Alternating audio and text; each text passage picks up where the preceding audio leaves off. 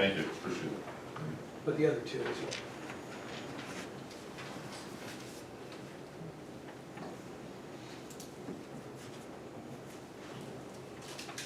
Do you need the Yeah, opportunities? can you have the last one when you spoke? And do you have Yeah, the other to- neighbors? to Your Jen. name? Meg Marcel.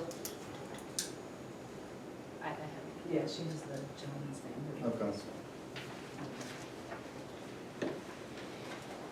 Okay, so getting down to items 17 and 18, under stormwater management, it talks about the setback between the basins, and the edge of the basins and any structure, or the edge of the basin and property line or right of way. 50 feet is required, and I think we have somewhat less than that. And I think that is a function, Joe can get into more detail, but because the site is so flat, this needs to be a broad basin. You can't concentrate it into a small basin. And so, because of the size of the basin that's needed in order to accommodate this design, we do bring it closer to 50 feet to the nearest structure, and closer to 50 feet to the right-of-way. But that's, again, as a function of, that's the lowest part of the site, and then we need, again, this type of basin to accommodate proper stormwater control. So that would be a waiver request on both of those items. Okay, and you can't, well, the back corner, you're getting, you're sort of pinched in between the building and the property line. The front, there's no way to move that basin away from the right-of-way line a little bit more? We could move it, a little bit further away from the right-of-way line. We're okay on the legal right-of-way, we have a 50-foot The limit, ultimate right-of-way. but it's the ultimate right-of-way, we're coming up a little bit short. We think that the legal right-of-way, and we don't see that, we're showing an ultimate right-of-way, but I don't think that it'll ever be improved beyond what it is as a rural road, but, where we need the relief is between, the distance between the structure and the Okay. basin. And I think that's a reasonable request, that these are slab on grade, they don't have basements. You can reduce that setback, 50 feet seems, a little excessive. Another couple of points, actually, I kind of like that layout better than a more conventional basin. And that's exactly right that Joe had hit on, is usually the reason for that separation is for basements. So if you're slab on grade, it kind of eliminates that. The other thing is, he'd indicated that they got poor infiltration rates.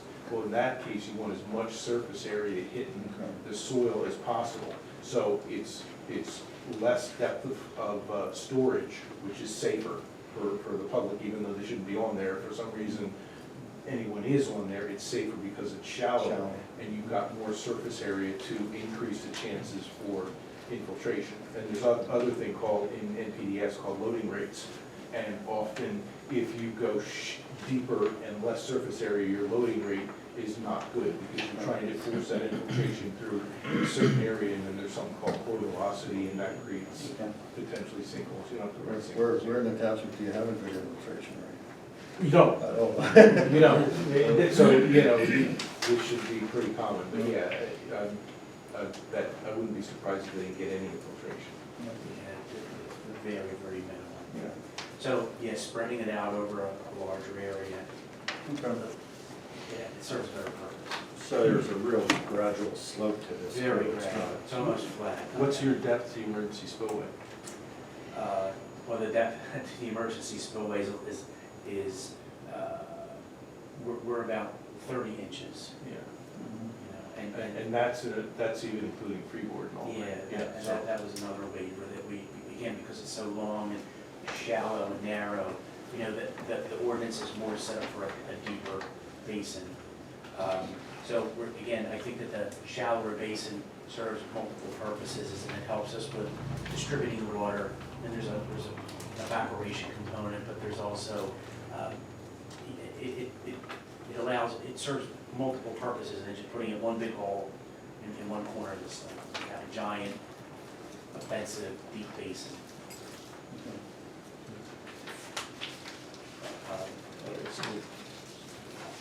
And I think that was it. The last waiver, because Initially, we were gonna use HDPE pipe. We're gonna use the concrete pipe because I think it's more important to reduce because it's so flat, we're reducing the cover over the pipe. If we had the HDPE, I think that we would need at least 18 inches. With a concrete pipe, I think we can reduce it. What number are we Oh, I'm talking? sorry. No, no, 31. 32. Okay, so, well, you said you're taking that away anyway? Yeah, I'm taking away 31 and not, we're gonna use concrete pipe rather than the HDPE. Because we do have a little bit less cover, and I think that reducing the cover over the concrete pipe's more structurally sound than the HDPE. Yeah, and if you don't get enough cover on it, they wind up popping out of the ground. Yeah, yes. That was all that we were, everything else after that, for the remainder of the letter, is all will comply. We touched on the waivers. It seemed that some of the county concerns in the county review letter, we've stepped through and addressed. One of them had to do with providing, we discussed providing a trail easement for a future trail, setting that ground aside. We discussed about, through our testimony, not only the zoning hearing board, but in our presentation regarding the usage of the facilities and noise, and how we can comply with those requirements. And there wasn't really anything else that we aren't already covering that was a review comment in the letter that wasn't picked up in Norm's letter. And again, on Ed Thurkoff's letter, we talked about the trail easement.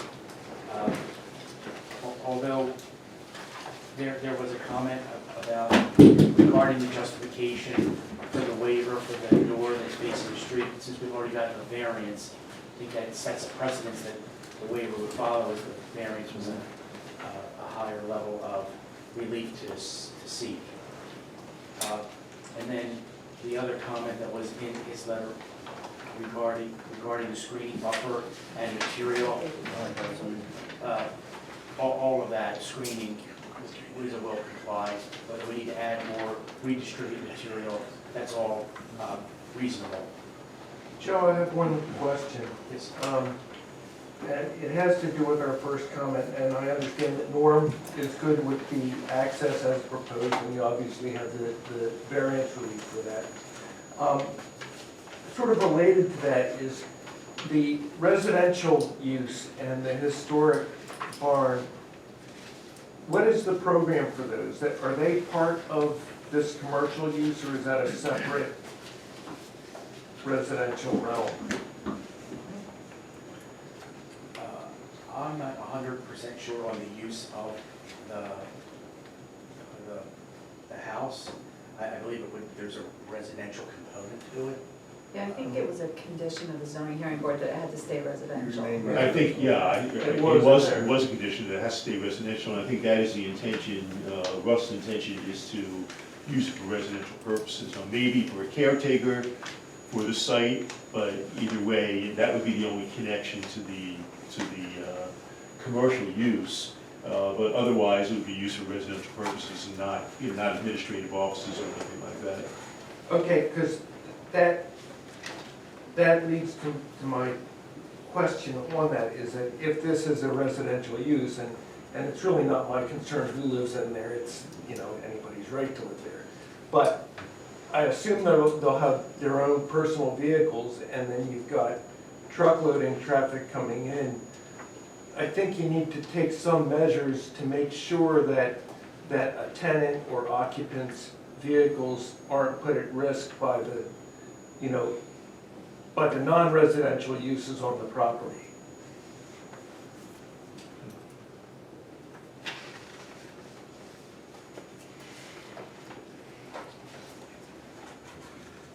Is there parking designated for the resident?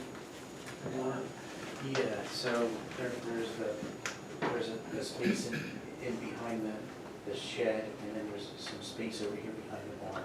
They're designated for Yeah, the resident. for a resident, yeah. And what happens with the barn then? basically a monument, or is it gonna have some potential use?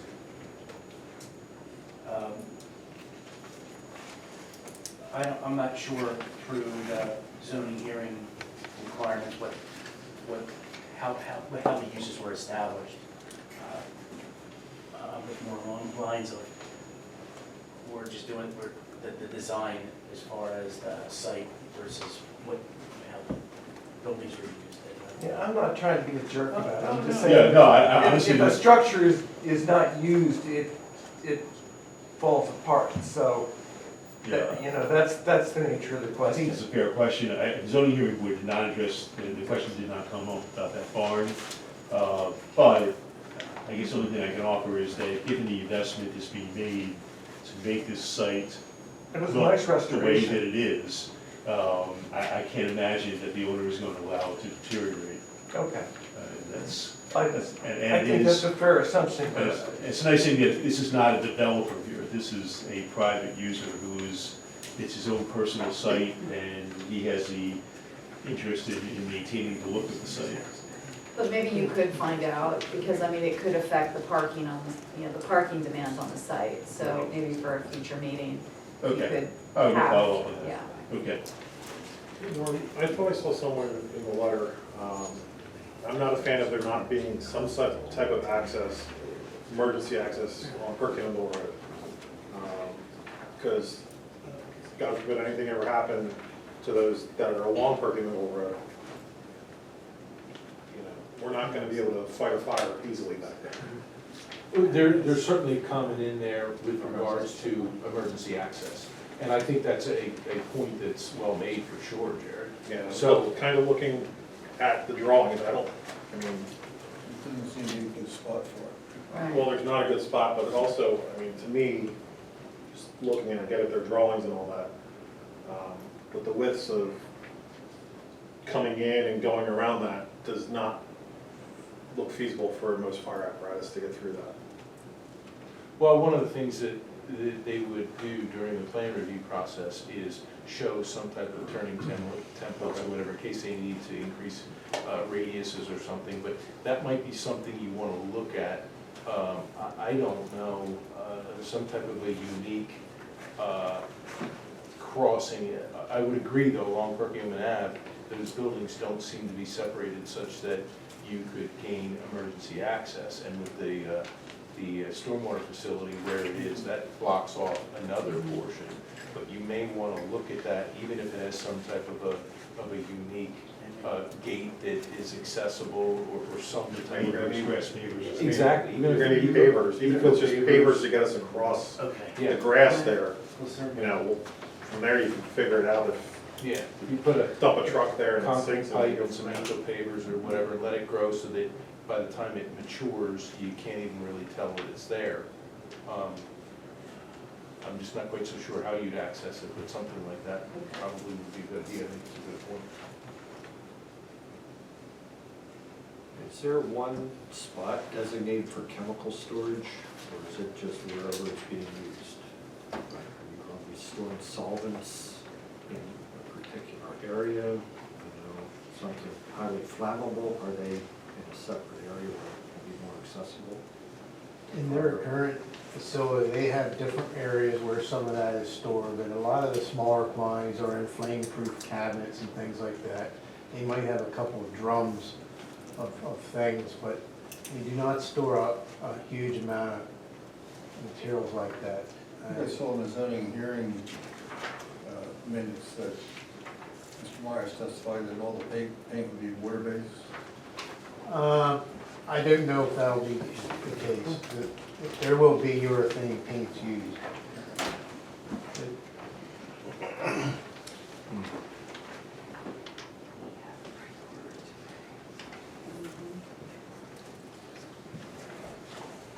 Any other questions from the board? The conditional use hearing is August 10th. I think that's what we're planning, so at this point, the plan would be for the conditional use hearing to be held August 10th with the Board of Supervisors at their regular meeting in August. So there's still another planning commission meeting prior to this going forward, so. Due to the length of Norm's letter and, I mean, most of the things you are compliant with, but maybe we should wait till our next meeting to give recommendation to the board. Well, I know we have two aspects, we have the plan aspect and the conditional use aspect. Correct. I'm wondering whether the planning commission would be comfortable at least making a recommendation on the conditional use aspect. And we can discuss the plan further next month in the waiver letter that will be submitted. I think the planning commission needs a chance to sort of go through everything that was discussed and try to come up with a set of recommended conditions. Okay. That's what I would recommend. And we would recommend, in our motion, we would recommend the waivers, or not recommend, so, but I think we need to see everything, we need to see Norm's letter reduced in size here with, at our next meeting. Okay. Is that okay with the board? Yes. Any other comments from the public on this topic before we move on? Yes, ma'am. Carolyn Coleman, Swiper Road. I just had a quick question. Will there be any signage at the road advertising or promoting that it's 3-dog garage? Might be premature to ask that, I was just curious. Again, it's not intended to be a public facility, so I don't know whether there will be some identification sign, but it's not going to have a commercial aspect to it. They really are not inviting people there. But I don't know that the specific signage design has really been discussed. On some of their other projects that I've been involved with, they may have a small sign on a small stone base or something like that. Low scale, not huge up in the air or anything like that. That's where their offices are, like up on Birch Road where they're based. It's a very small understated sign, just says Walnut Grove Farm.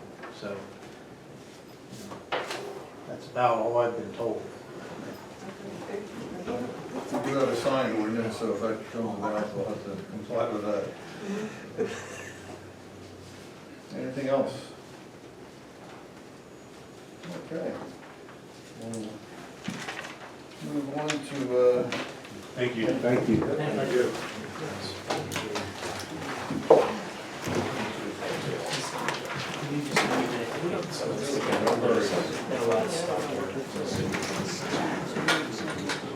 Hey, Joe, say hi to Denny.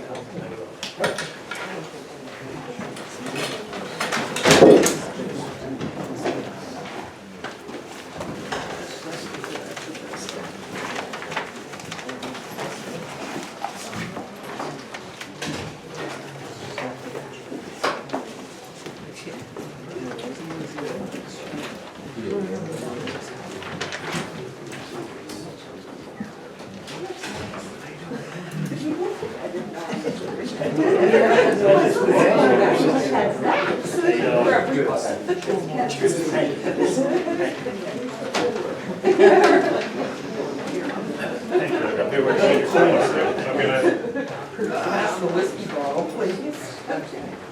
You have to wear a dress shirt and tie. Let me get a change.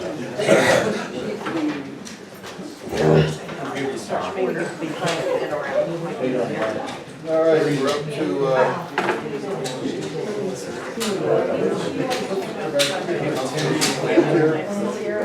Lance here or Plant Tire? Plant tire. Tire? Yep. We stole the name from somebody else, we ain't created. You